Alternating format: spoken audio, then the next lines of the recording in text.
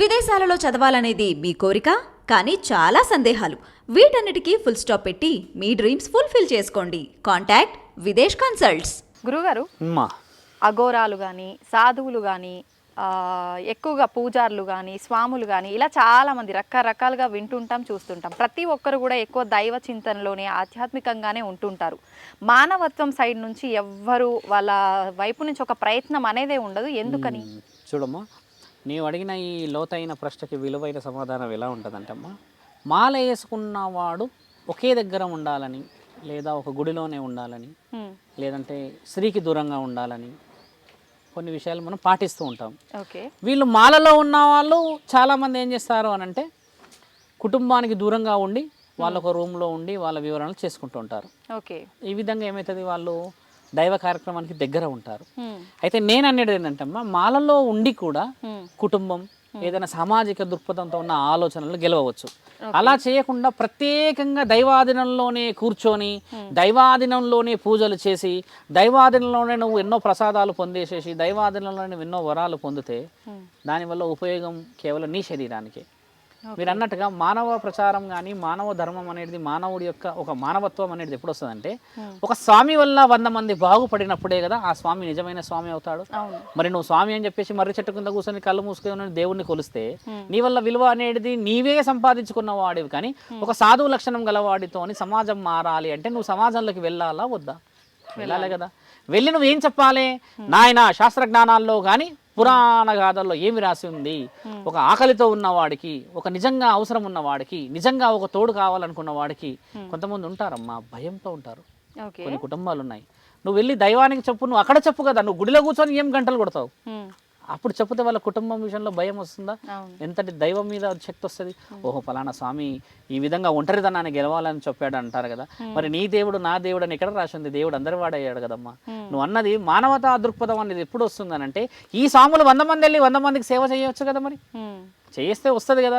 ఈ సాములు సపరేట్గా ఉన్నారు, ఈ మిగతా వాళ్ళందరూ సపరేట్ కాకుండా మీరు మీద వండుకుంటున్నారు, మీరు మీద తింటున్నారు, ఇవన్నీ చాలా మంచిగా ఉందమ్మా. కానీ ఈ సాములు ఏంటంటే వీళ్ళ కార్యకలాపాల నిమిత్తం వాళ్ళు భక్తిలో ఉండిపోయారు. కానీ ఆ భక్తిని ఒకసారి మాలేసినప్పుడు 10 మందిని మార్చొచ్చు కదా అంటున్నాను నేను. మానవతా దృక్పథం అనేది భగవంతుడి వల్ల వచ్చింది అనేది నీవు దిగి చేస్తే కదా తెలిసేది. నీవు మాలేసావు, నీ పని నువ్వు చేసుకున్నావు, ఇంకేదో చేసుకున్నావు వచ్చావు. నేను మాలేసుకున్నా, నేను ఇలానే ఉంటున్నా, ఎన్నో సంవత్సరాల నుంచి ఉంటున్నాం కదా, నా వల్ల ఉపయోగం ఏమున్నది? ఇది కూడా నేను అసెస్ చేయాలి కదమ్మా. నేనేం చేస్తా? ఇప్పుడు చాలా మంది మీ ముందే చూసారు, ఎంతమంది కుటుంబాలు వచ్చారు. వీళ్ళందరికీ ఏం చెప్తాం? ఎలా గొడవ పడుకుంటున్నారు, ఎందుకు గొడవ పడుతున్నారు, ఏం చేస్తున్నారు అని చెప్పి భర్తతో ఎలా ఉండాలి, పిల్లలతో ఎలా ఉండాలి, ఇవన్నీ చెప్తే చాలా మంది చాలా హ్యాపీగా వెళ్ళి రియలైజ్ అయిన వాళ్ళు చాలా సందర్భాలు ఉంటాయి. రియలైజ్ అయ్యే ముందు ఫస్ట్ ఆవిడ చేసిన తప్పు చెప్పగలిగినవాడు ఉండాలి. ఇక్కడ ఏమైందంటే అమ్మా, ఎవరికి వాడే యమునా తీరే. ఇప్పుడు నేను ఒక మాట అంటే నీవెవరు నాకు చెప్పడానికి అనేది ఒక మానవుడు చేస్తున్న ముఖ్యమైన తప్పు. ఇప్పుడు 10 మంది కూర్చున్నప్పుడు పంచాయతీ తెగాలి, లేకుండా 100 సార్లు పోతే మరి ఆ పంచాయతీకి విలువ ఉంటుంది అమ్మ. ఇక్కడ జరిగేది నువ్వు అన్నట్టుగా ఏంటంటే సాధువులు, పురోహితులు, తర్వాత ఇంకెవరైనా మాలలో వేసుకున్న స్వాములు ఉన్నా కూడా దైవం అన్న శరీరాన్ని స్వీకరించినప్పుడు నిజమైన దైవాన్ని చూపించడానికి బయలుదేరాలి అంటున్నాను నేను. పూజల పురస్కారాలు చేసుకుంటాం మనం, ఇప్పుడు సదస్సులు పెడతాం మనం, ఇలాంటివి పెట్టవచ్చు కదా, విలువ వచ్చేది కదా. ఇంకెప్పుడు మనం పెద్ద పెద్ద వ్యాధులు చనిపోతున్నారమ్మా. దైవం అనేది శక్తి తగ్గిపోతూ వస్తుంది.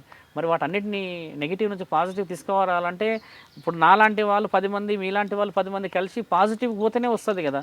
అబద్ధంలోనే ఉండిపోతే ఇంకా ఇంకా ఇంకా ఇంకా ఎన్ని అనర్థాలు జరగవచ్చు. మొన్న చూసాం కదా, 7 సంవత్సరాల బాలికపై పైశాచికత్వం 10 మంది. ఏమున్నదని అనుభవించడానికని వీళ్ళు వెళ్ళారు అంటే ఎక్కడున్నదని పొరపాటు చూసారా? ఎక్కడ మానవతా దృక్పథం సేవ మీరు అంటున్నమాట. మద్యం మత్తులో చేయలేని ఇవన్నీ మీరు బాగా గుర్తుపెట్టుకోండి. మద్యం మత్తులో చేసేటి కావు ఇవన్నీ. మానవుడు మనసులో నిజంగా ఉంటేనే బయటికి వెళ్ళినాయి అవన్నీ. అంటే కావాలనే చేస్తున్నారంటారా? పైశాచికత్వం అది, పైశాచికత్వం అది. పట్టు లేక, కుటుంబ బాధ్యతలు లేక, అమ్మా నాన్నల భయం లేక, గురువు విద్యలో బోధన సరిగా లేక ఇవన్నీ జరగడం వల్లనే అయినాయి అంటాం కదా. మరి అన్ని రాష్ట్రాల్లో జరుగుతలేవు, కొన్ని ప్రదేశాలు ఎందుకు జరుగుతున్నాయంటే అంతటి భయం లేకుండా ఉన్న జీవితాలు కదమ్మా. ఏం చేస్తారు? మహా అంటే ఊరేస్తారు అన్న భయమే తల్లిదండ్రులు, భార్య, పిల్లలు అయితే అసలు ఆ ఉరి అన్న పదం వచ్చినప్పుడే మరి అన్ని విధాలుగా కావాల్సిన మర్యాదలు శరీరానికి జరిగిపోతాయి. భయం కాదా? నెల అంతా పనిచేసి జీతం రాకపోతే ఇల్లు కుటుంబం బయటపడతారని తండ్రులు ఏడ్చిన వాళ్ళు ఉన్నారా? చాలా మందిని చూస్తాం. మరి ఆ భయం అనేది ప్రతి ఒక్కరికి వస్తేనే కదమ్మా నువ్వు అన్న మానవతా దృక్పథం నిలబడుతుంది. ఆ విధంగా నువ్వు అన్నది దైవాన్ని పూజిస్తూ మనిషిని పరమాత్ముని కలుపుకోవడమే కదా. శివతత్వమైనా ఏ దైవతత్వమైనా అదే కదమ్మా. కలుపుకోవాలి, మంచిగా అయిపోవాలి. ఒక సెట్ ఆఫ్ జనరేషన్స్లోనే దేవుని పూజించాలని రాసేలేదమ్మా. ఎవరినైనా భిక్షం ఎత్తుకున్న వాడిని కూడా పూజించవచ్చు. భిక్షం ఎత్తుకునే వాడే కదా నా తండ్రి పరమాత్ముడు ఇంటింటికి వచ్చి అడిగేది. భిక్ష అంటే భగవతి భిక్ష అని అడిగే పరమాత్ముడే మహానీయుడు భిక్ష అని ఎత్తుకు వెళ్తే మానవ జన్మ ఎత్తిన మనం ఎంతమ్మా? ఒకసారి నువ్వు ఆలోచించు. దీంట్లో పాజిటివ్ తీసుకోవాల్సింది వదిలేసి నెగిటివ్ తీసుకుంటాం మనం. నెగిటివ్ తీసుకోవడం అనేది మొదలయ్యి నెగిటివ్కి వాల్యూ ఎక్కువ అయిపోవడానికి గల కారణం ఏంటంటే నేను చేస్తున్న ఈ నెగిటివ్ నీకు చాలా నచ్చింది కాబట్టి, ఆ నెగిటివ్ నీకు చేసింది నాకు నచ్చింది కాబట్టి ఒక నెగిటివ్కి ఒక నెగిటివ్ వేసి ఇంకొక నెగిటివ్ వచ్చింది. నువ్వు చేస్తున్న ఆ నెగిటివ్ నేను ఆపేసి పాజిటివ్ చేయకపోతే ఇలా అవుతుందని చెప్తే ఒక క్షణమన్నా నీకు బాధ కాదా? ఒక క్షణమన్నా నీకు భయం కాదా? నీవు పచ్చగడ్డి మేస్తున్నావు, నేను పచ్చగడ్డి మేస్తున్నా. చూసే వాళ్ళందరూ చూసి అది మేయడానికి వస్తారు. నేనేమంటున్నానంటే నువ్వు పచ్చగడ్డి మేసేది అందరు కనబడాలి అంటున్నాను. ఎండుగడ్డి మేసుకుంటూ పచ్చగడ్డి అని అంటే వాడు చూసినాడు కూడా నిజంగా పచ్చగడ్డి ఏమో నాకు ఎండుగడ్డి అని చెప్తున్నా అనుకుంటారు. తెలివితోని పోవాలి. గాడిదగుడ్డు లోకల్లో లేదు, కేవలం మాటల్లే ఉంది. ఇలాంటి దానికి మనం పోకూడదు అంటున్నాను. గాడిదగుడ్డు అయితే చూడలేదు కదా మీరు, కొంపది చూసినా అంటారా? కాదు కదా. అలా మానవులు అలవాటు అయిపోయారు, లేని దాన్ని నమ్ముతున్నారు. గాడిదగుడ్డు అనగానే నన్ను కోపం వస్తుంది, కానీ అసలు లేనిది చెప్తున్నాడు అని అనుకుంటే వాడి మీద నమ్ముకోవాలి మనం. గాడిదగుడ్డు అనగానే మనం గుండు వల్ల కొడతాం వెళ్ళి కోపంతో. అలా మనిషి యొక్క దృక్పథం నాశనం అయిపోయిందమ్మా. గురువుల విద్య మీరు అనుకునే స్థితికి రాక, తల్లిదండ్రులు మొదటి విద్య అర్హతలమ్మా. బాగా కొట్టాలి, తిట్టాలి, గురు స్థానాన్ని తీసుకోవాలి, స్నేహితుడు స్థానం తీసుకోవాలి. బిడ్డని ఇలా ఎత్తుకొని పొద్దుంతా నాకకూడదు ప్రేమతో. ఒక సమయం వచ్చి నేను ఎత్తిలో కూర్చుంటాడు. ఈరోజు ప్రేమ, ఆ రోజు నీకు మెడకు ఊరైపోతుంది. నువ్వు ఆ రోజు నువ్వు 5 సంవత్సరాలు 6 సంవత్సరాలు ఉన్నప్పుడు తల్లిలాగా చూసి, 6 సంవత్సరాల తర్వాత ఆయనని గురువులాగా చూసి దండించి తప్పు చేసినప్పుడు అలా చేస్తే 18 ఏళ్ళకి నువ్వు ఎంత పవిత్రంగా కనబడతావు? ఆ 18 ఏళ్ళ వరకు నీవు ఒకటే ప్రేమని చేసే తప్పన్నిటినీ నా కొడుకు చేస్తాడు, మీరెవరు ఇలా అని అని అని అని నా బిడ్డ లోకమంతా చేస్తలేదా అని అని అని అని అని తల్లిదండ్రుల నుంచే ఈ విద్యాబుద్ధులు అన్నీ చాలా కాలం దెబ్బతిన్నేసాయమ్మా. అంటే ప్రేమ చూపించడం వల్ల తప్పులేదు కదా. ఖచ్చితంగా భగవద్గీతలో రాసి ప్రేమ ఎక్కడ వరకు చూపించవచ్చు కదా. 6 సంవత్సరాలకే ప్రేమ, 6 సంవత్సరాల తర్వాత నువ్వు ప్రేమ చూపించలేవు, రాదు కూడా. మన దాంట్లో రాసింది కదా, ఒక శరీరం ఒక వయసులో ఎలా ఉంటుందని రాసింది కదా. మరి నువ్వు 18 ఏళ్ళకి నువ్వు ఆయనకి జీవితం సమాజం అనేది చెప్పడం మొదలుపెట్టేసి ఏం ప్రేమ చూపిస్తావమ్మా? ప్రేమ ఏంటంటే అమ్మా, ఏ వయసులో నీకు ఏది కావాలో చూపించగలిగినదే నిజమైన ప్రేమ. నువ్వు 16 సంవత్సరాలు దాటిన ఒక అమ్మాయిని మాట్లాడినప్పుడు ఆమెతో నువ్వు స్నేహితురాలుగా మాట్లాడితేనే నీకు ఆవిడకి విషయ వివరణ తెలుస్తుంది. నీవు అక్కడ అమ్మలాగా మాట్లాడితే, ఒక గురుస్థానాన్ని నువ్వు తీసుకుంటే నీకు అన్ని విషయాలు చెప్పదు కదా. నువ్వు ఆ తరుణాన్ని నువ్వు గెలిస్తేనే కదా ఈవిడ మనస్సు. చూడమ్మా, ఒక మాట ఉండే మనకి శాస్త్రజ్ఞానాల్లో, గొడ్డుకో దెబ్బ మనిషికో మాట అన్నారు. ఇక్కడ అది కాదు, రివర్స్ అయిపోయింది.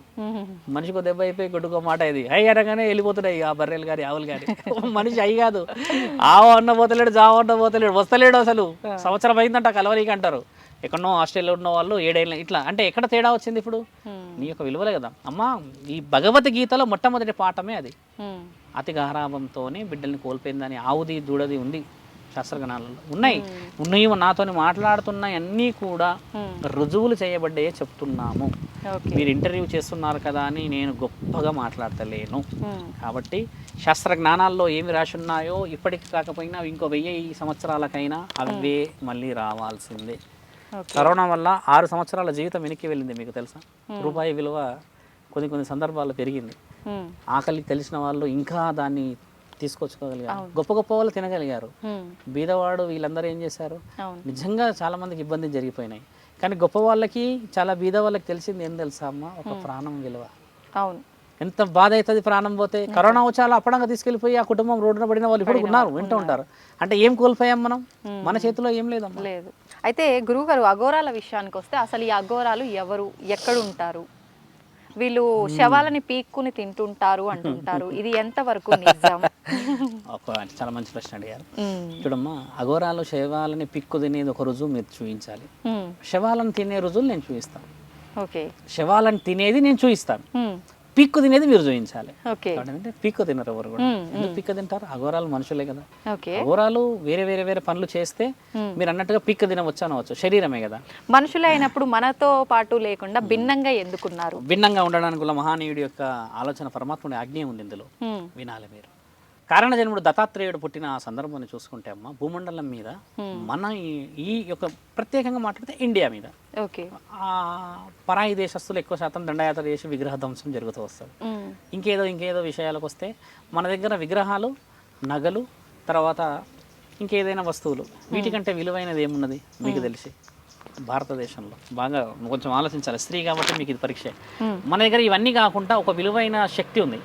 ఆ విలువైన శక్తి ఎవరు నువ్వు కనుక్కోవాలి.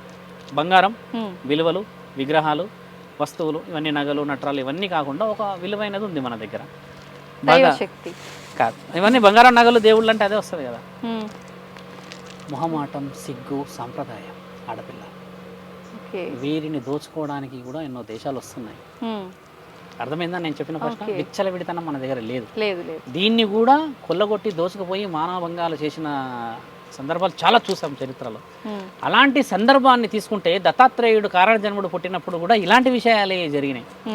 అరే నా దేశం మీదకి వచ్చి నా విగ్రహాలు, నా నగలు, నా ఆస్తి, నా అంతస్తులు ఇవన్నీ ధ్వంసం చేసింది కాక అవం శుభం తెలియని నా ఇంటి ఆడపడుచులని, నా ఆడబిడ్డలని, నా వంశాధిపత్యాన్ని కూడా వీళ్ళు స్వీకరించేసి పైశాచికత్వంగా అనుభవించి ఇష్టం ఉన్నట్టుగా చిత్రహింసలు చేస్తున్నారు అన్న ఆ సందర్భాన్ని గెలిచిందే అఘోర. ఏం చేశాడు, ఎలా చేశాడు, ఎలా చేయాలి? దత్తాత్రేయుడికి ఆలోచన, నేను వాళ్ళని ఎదుర్కోలేకపోతున్నా, గుర్రాల మీద పెద్ద పెద్ద కత్తులు పట్టుకొని వస్తున్నారుగా అని ప్రకటన ఇచ్చాడు భూమండలం మొత్తం. విలువైన వాళ్ళు, దైవాధీనంలో ఉన్న ధర్మ కార్యకర్తలు ఉన్న వాళ్ళు, సమాజం కోసమే ప్రాణం కూడా ఆలోచించని వాళ్ళు కావాలి. దైవ బోధన ఇస్తాము, భారత భూమండలాన్ని కాపాడడానికి అని ఒక హెచ్చరిక జారీ చేస్తే కొంతమంది అఘోరాల రూపంలో మేము వస్తాము, మాకు భక్తి అంటే ఇష్టం, మా యొక్క ఈ సమాజాన్ని కాపాడతామని వచ్చిన వాళ్ళే అఘోరాలు. వచ్చినప్పుడు 12 సంవత్సరాల శిక్షలు ఇచ్చారు. ఎలా శిక్షలు ఇచ్చారంటే అమ్మ, కఠోరమైన శిక్షలు. ఆకలి మరవాలి, ఒకటి మనసు చావాలి, వేరే వాళ్ళ మీద ఉండదు. వ్యామోహం, శారీరక కోరికలు చావాలి, దేహం మీద ఆశ ఉండకూడదు. న్యాయం ధర్మం అనేటిదే ఉండాలి. ఇలా ఎన్ని శిక్షలు 12 సంవత్సరాలు నేర్పించిన విద్యార్హతని పొందిన వాళ్ళే నువ్వు అన్న అఘోరాలు. దండయాత్ర జరిగింది ఇక మళ్ళీ 12 సంవత్సరాల తర్వాత. ఆ దండయాత్రని ఆపిన మహానీయులే అమ్మ నాగసాధవులు. హరహర మహాదేవ్ అని చెప్పేసి త్రిశూలాలు పట్టుకొని వెళ్ళి వీరోచితంగా పోరాడి భూమండలాన్ని కాపాడి, అదేంది వీరు ఒక రకంగా వస్తున్నారు మనుషులు, హరహర మహాదేవ్ అన్న ఆ శబ్దం ఏంది, మరణగండం లాగుంది అని చెప్పి కొన్ని 10,000 మందిని వెనక్కి పంపించి భూమండలాన్ని కాపాడిన వాళ్ళే షార్ప్ వెపన్స్ అఘోరాలు. మీరు అన్న రియల్ అఘోరాలు శవాలని పిక్క తినలేదు.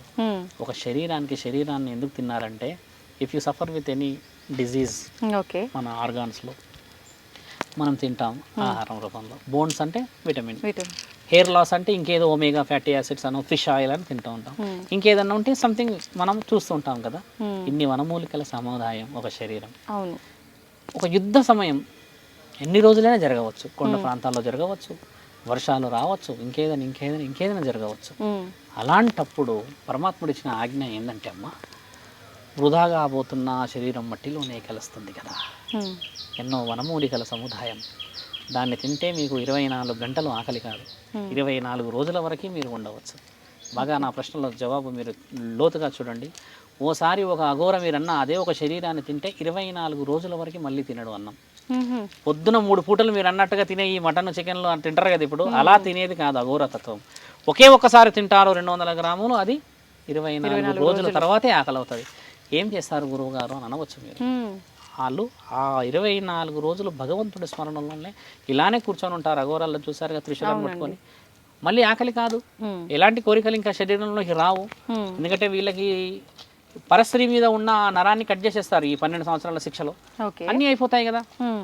12 మీరన్న ఆ 12 సంవత్సరాల్లో ఆకలిని గెలిచారు కదమ్మా.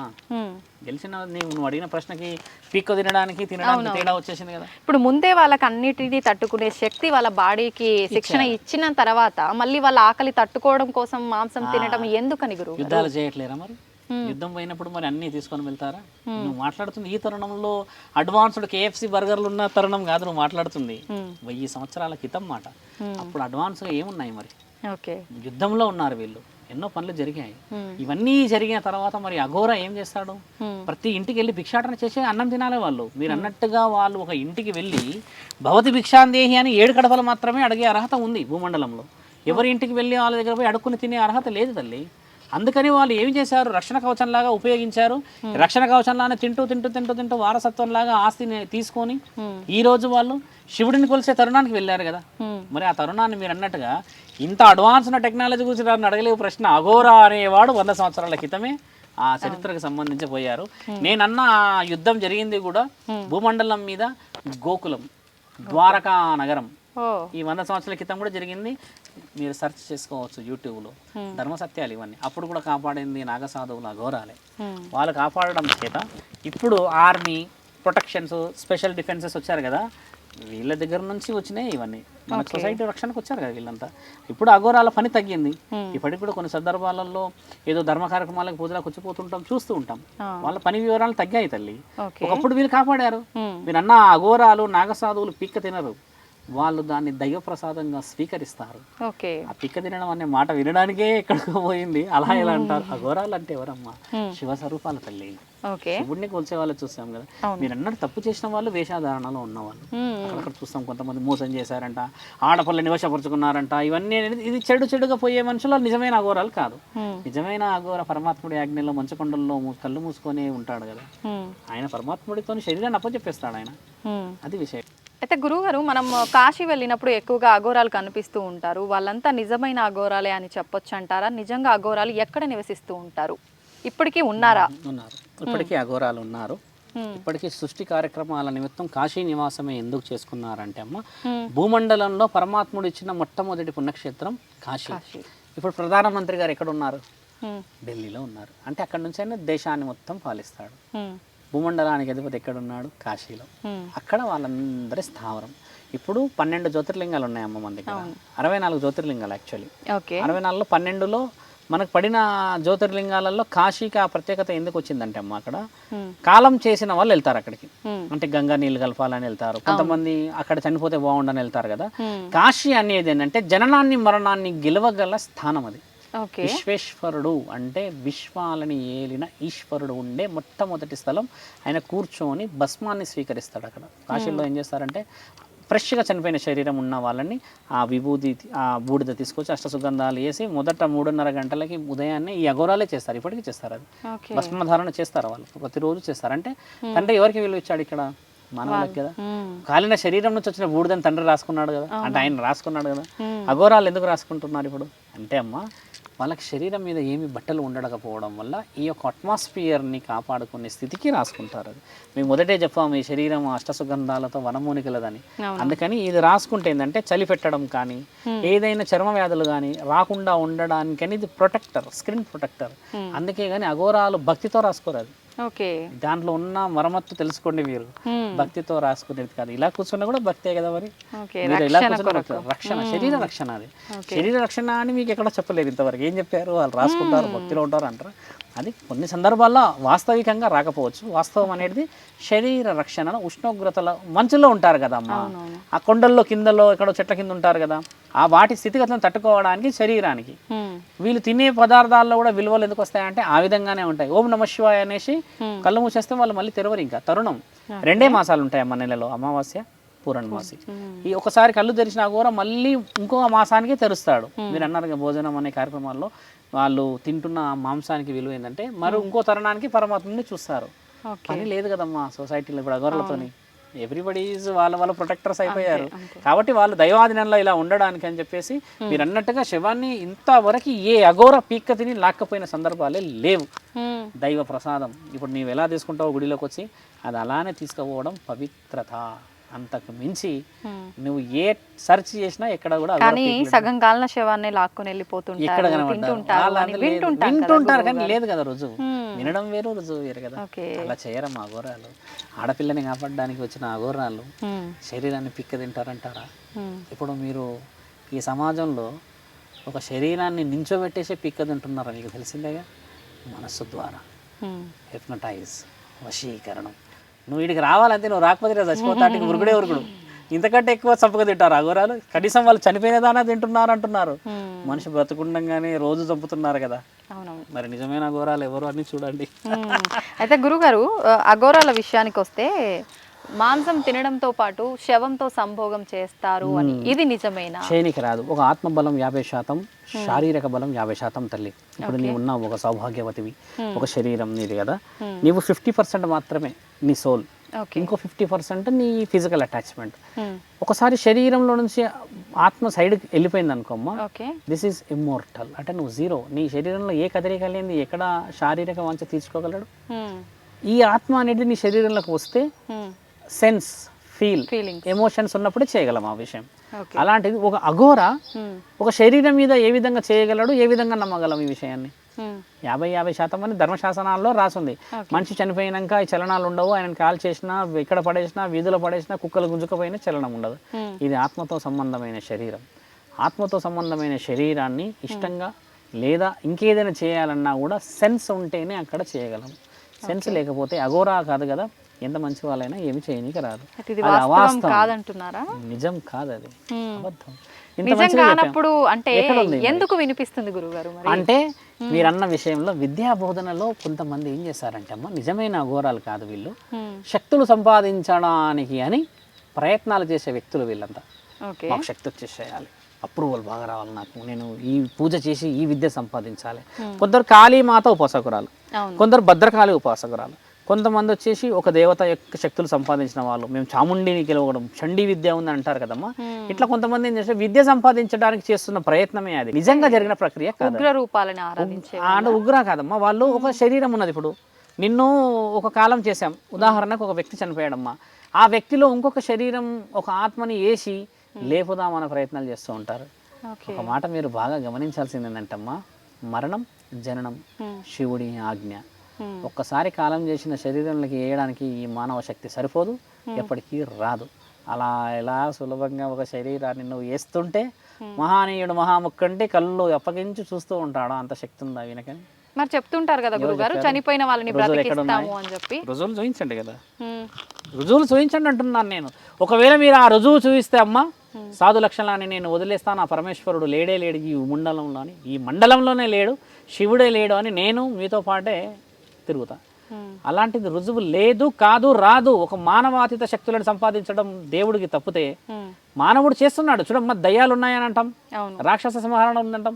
భూమండలంలో 2 యుద్ధాలు జరిగాయి, సాగర సంభవం, దేవతలకి రాక్షసులకి. కాబట్టి రాక్షసులు ఉన్నాయని రుజువులు ఉన్నాయి. దేవతలు ఎలా ఉన్నారన్న రుజువులు ఉన్నాయో, రాక్షసులు ఉన్నారా అనేది రుజువు ఉంది. కానీ ఎక్కడా కూడా రాక్షసులు దేవుళ్ళని గెలిచిన రుజువులు లేవు. ఉన్నాయంటారా గురువు అని అడగండి, మళ్ళీ లేవు. రుజువులు ఉన్నాయి కదా, దేవుళ్ళని గెలిచిన రుజువులు ఉన్నాయా? ఎక్కడా లేవు తల్లి, లేవు. కాబట్టి నువ్వు అన్న ప్రశ్నకి ఒక ఆత్మని శరీరంలో వేసి బతికించడం అనేది ముమ్మాటికి అబద్ధం. అది ఎప్పటికీ నిజం కాదు. నిజం అయిన రోజు మీరు మా దగ్గరికి అంగరంగ వైభవంగా రావచ్చు. కాదు, అది అయ్యే శక్తి నా పరమాత్ముడు ఇప్పటికి కాదు కదా, భూమండలంలో ఏ వ్యక్తికి ఇయ్యడు. అన్ని శక్తులు నీకు ఇచ్చేస్తే ఇంకా పరమాత్ముడు ఏం శక్తి అమ్మా, ఇంకా వాస్తవమే కదా. అలా కుదరదు తల్లి. మీ ద్వారా చాలా మంచి విషయాలు తెలుసుకున్నాం. ధన్యవాదాలు. ధర్మో రక్షతి రక్షత. ఉంటామమ్మా.